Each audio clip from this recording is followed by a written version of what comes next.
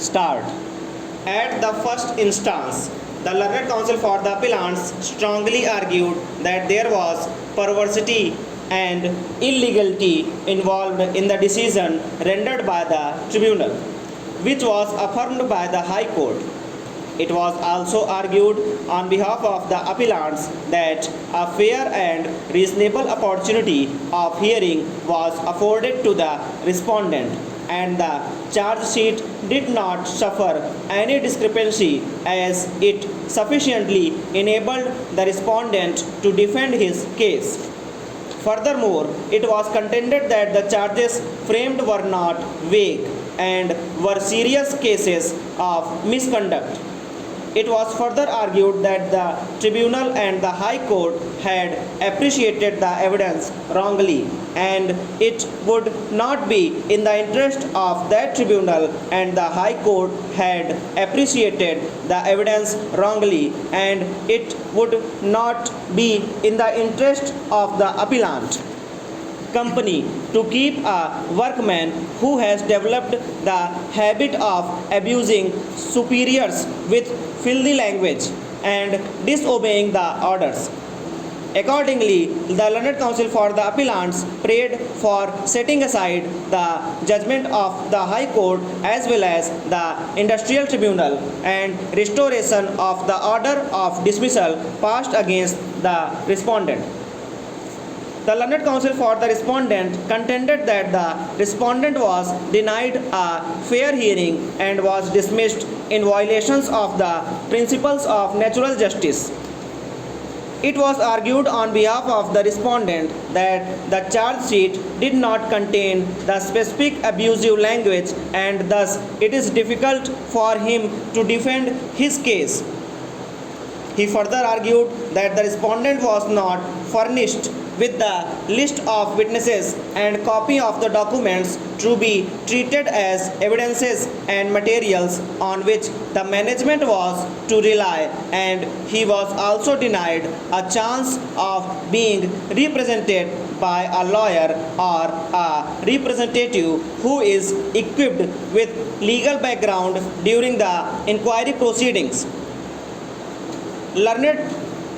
counsel for the respondent also contended that the appellants had not presented before the court any documentary evidence to prove that he had on earlier occasion misconduct himself and was thus in a habit of disobeying his superiors. The learned counsel also strongly argued that the work assigned to the respondent was not part of his duty, as he was appointed to carry things from one place to another outside the shop. Finally, the learned counsel for the respondent argued that since the concurrent findings of fact arrived at on the question formulated hereinbefore, it is not open to this court to exercise its discretionary power under Article 136 of the Constitution to interfere with the impugned order on such concurrent findings of fact. Let us first delve into the most crucial question raised in this appeal, that is, whether there was violation of principles of natural justice. Principles of natural justice is attracted whenever a person suffers a civil consequence or a prejudice is caused to him by an administrative action. In other words, principle of natural justice is awarded where there is some right which is likely to be affected by any act of the administration, including a legitimate expectation. The procedure to be followed is not a matter of secondary importance, and in the broadest sense, natural justice simply indicates that the sense of what is right and wrong, and even in its technical sense, it is now often equated with fairness.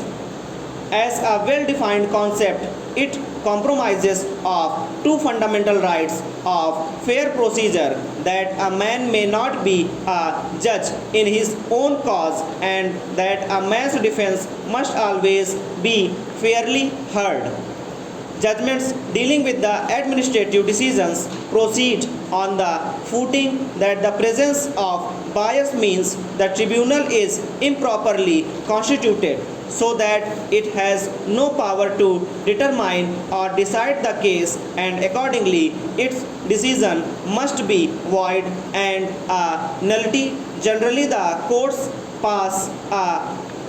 declaratory judgment stating that the award is a nullity, and secondly they may send it back to the authority to decide the matter afresh.